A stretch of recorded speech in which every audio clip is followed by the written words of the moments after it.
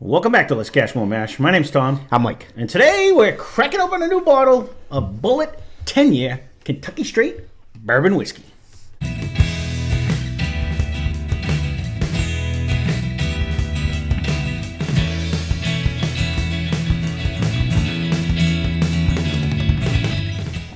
So we've done all kinds of different bullets. You know, we've had rye, we've had the cask strength, we've had the regular one, but we've never done this one. So actually, I believe this one came from Oklahoma when Steve was out there and he found it for a decent price. I said, you know what, we've never done it, so grab this one too. So we'll get, I wasn't even trying to take the cork. That's the saddest cork I've ever seen. It's got stuff on it. It'll let you play with it. So this one is gotcha. We'll get into the particulars. It is, of course, a 10-year bourbon. We got it for $91. I'm sorry, we did not. It was 91.2 proof. Say 91. And we got it for $45.98. So the company is Diego. The distillery is undisclosed, but it is bottled by Bulleit Distillery Company. And so this happens to be 68% corn, 28% rye, 4% malted barley. And I was reading a little bit about it right before you came. And basically they had said they select, you know, they pick out the better. It's the same mash bill as all the regular Bulleit one, but they just picked out the ones that they thought would age the best. And then they put them aside. And that's how they came down with which ones they actually decide to put in. So we're going to give it a try. We're going to see how it is. I will tell you, where's the cork? It is bugging me, this paper that it has in it. This is like that. It used to be me. Yeah. So, no, like this one's a hard one. Like, yeah, I know. If it doesn't start, then yeah. I'm gonna have to. Oh, I got it. I found it. All right, here it is. Let's get into it. Normally it is you. You put it in my head now. It's just it's on the tape. It's on the tape. Well, you know what it is too, because that one was thick. When it poured behind the tape, and then it's just gonna be sticky. Drips down the bottle, and then it makes a mess. It'll make me sad. So it wasn't. I don't know. It's like we both have kind of the same problem. Yeah.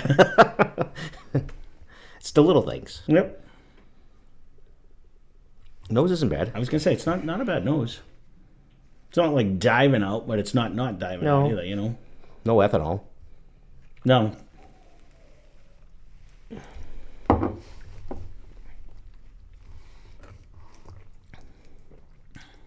Flavor's nice.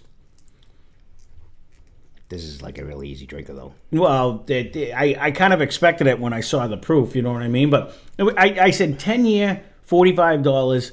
I got to give it a shot. No. I'm not arguing that. I'm just saying, so with the 10-year and an easy drinker, it's... Yeah. I mean, I don't remember really seeing this all over the place, you know what I mean? I know it's around, you know, but... It's not something I usually look for either. Well, again, this is another one of them deceiving bottles because it's other than the 10 on it, yeah, everything's the same. Mm-hmm. So unless you're looking for that, but that's what I mean. You kind of glaze by it. You know what I mean? You do because it's like, Bulleit. Okay, now there's two bullets. Why is there two? Although I will say this is pretty tasty. I mean, I'm not getting a huge oaky presence at the end. No, but there is there's a generous amount of flavor that comes through here. I'm not getting a real fruit yet or anything like that. I'm not getting a nut. You're basically getting that one bourbon-esque, good flavored, but that's it. And we don't... Do we still have the... what are you laughing at? Didn't we have one of those bird dogs or something 10-year? Wasn't that one of them a 10-year? That's long gone, yeah. That was a 10-year. Never mind. Yeah. No, that went in like 4 blinds. No. You know what I mean? So it doesn't take long. No, it doesn't. I mean, when it goes into blinds, that's 2 pours each. I think that was cheaper too. It was cheaper. I was thinking that. It's funny you say that because that was part of the thing that was in my head. I was like, oh, you know, battle it at 10 years because we have the Jack. We got the Eagle Rare behind me. You know what I mean? We have I'm not this. Sure if this is hold up. I don't think it would, but then again, sometimes the bird dog actually ended up winning a lot. That's why I wish I had. And you shit on it so bad. Oh, it did not like it at all when I cracked that. That thing turned into a magnificent pour for short money. I think I know where that might be. It wouldn't be bad to break out the 10-year ones. I'm trying to think what else we have behind us that might be a 10-year. But I know we got the Eagle Rare right behind me. And that's what that was, 35, so that's a little cheaper too. Right. You know, and this might be the priciest one. Jack. if we put Jack in it, yeah, because Jack was upwards of I think I paid $90 to $100 this year. I could stop tomorrow and see. Yeah, but no, it's just one of them things. I think I do have another 10-year somewhere, but I mean at the very least too. I mean that some reason it's not sticking out. 8-year just won a blind. You know what I mean? That's a good thing about it. Yeah. I mean this is solid. It's not a crazy price. It's in this day and age where everyone's like $10 per year. I mean it's half price. You know what I mean? So, I mean, you can't beat it. I mean, it might not win a bunch of awards, but this is solid taste in whiskey. The only thing I'm missing is that I do like that wild ride where it gives you, and the proof. It's not very proof. And it's that part is definitely, and I don't think you would definitely not want to be mixing this one. But then the thing is, too, Eagle Rare is what, 90 proof, 93 maybe? You know what I mean? That's low, that seems to carry 97 for the Jack. Then none of them are really. No, I get you. I don't think hear that you. Bird Dog was really hot either, to be honest. No, it wasn't. But I did carry more flavors, I think. Yeah. It's been a while. I mean, this is solid for what it is. It is. And it's not a bad price. No. Yeah, I would. I don't know. I don't mix anything. There's a few restaurants though swear that Bulleit is one of their best mixers for the price.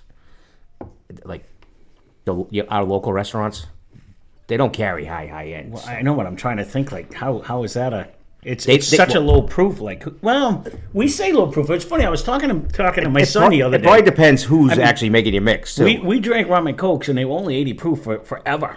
You know what I mean? So when we look at 91 proof now, and we're like, that's low proof, and you're like, well, technically it's not, because we used to, when we just drank, Bacardi, it's only 80 proof. Yeah, but we poured 80. We did half and halves, right? Or higher than that, right? I get that. But quarter. But it was still, on every shelf, I mean, they do like Ron Rico, which is usually the bar one, which is dirt cheap, you know what I mean? And they're not pouring, and, and people drink it all the time, so... I mean, it would make a good mixer if you don't drink like we do. And there are certain restaurants that do make the pours like we do, and then it is delicious.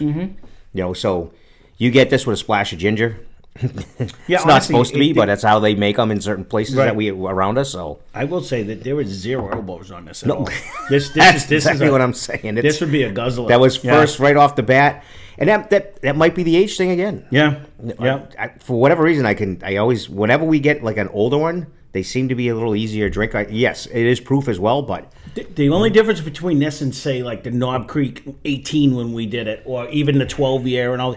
They seem to have a bigger oaky presence at the end, where this one's not changed. Knob does. Yes. That's what I'm saying. Yes. Like, or some of it. Normally, when you get something that's aged a little bit longer, it tends. Even Old Forester might have. I want to say when we just did the Knob 10-year rye, you got that oaky presence at the end. You know what I mean? Like Knob that's Knob again. All right. Good job, Jim Beam, for actually. You know what I mean? But honestly, that's even Jim Beam itself. No, that's true too. The 7-year actually carries a pretty good oak end flavor. So that Jim Beam 7-year black actually carried. That's the only thing I think I'm missing out of this. That if I'm going to put a negative, and I don't even want to put it as a negative, but it kind of gives you what I like to call that one note taste. You get the same flavor from the beginning to the end. It's a good flavor, you get the brown sugar, vanilla, caramel flavors. So it's not technically one note, but it's that straight bourbon-esque flavor, but it's from front to back. It doesn't change in the mid palate. It doesn't change at the finish with a oaky presence. No, it doesn't carry oak in the end, but it does carry like the mineral flavors through, and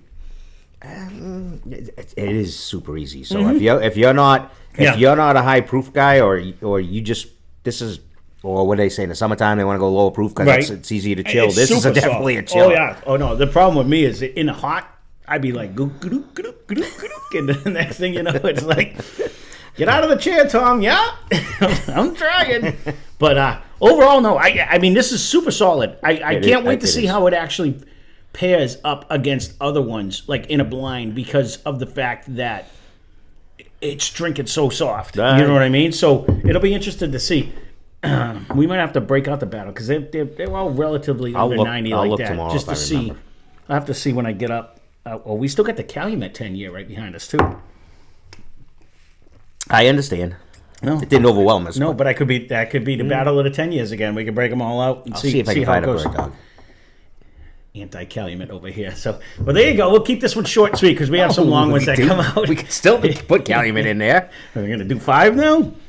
Oh, well, we'd have to eliminate one. Yeah, there it is. So we can always eliminate Jack because that's going to win anyway. So there you go. This is the Bulleit 10-year. Now I definitely have to get the bird Kentucky dog. straight He's bourbon always whiskey. anti-bird dog. Well, no, I'm not. I actually, I mean, it won so many blinds. It was actually very good by the end of it. I was pro bird dog. You were. And I was You did- recommending you did it to change- some you of the did. Yeah, yeah, you subscribers did. saying, honestly, for the price, you can't beat that with a And stick. it's hard. 'Cause it's weird because you really only mostly see their flavors.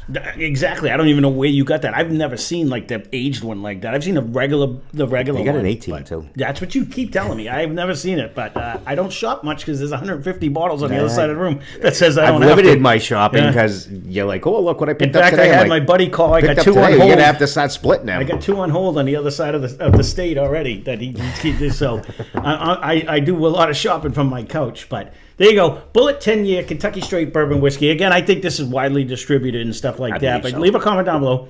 Like to hear from you. I mean, for this price, I think it's worth a try. It is solid for what it is, but.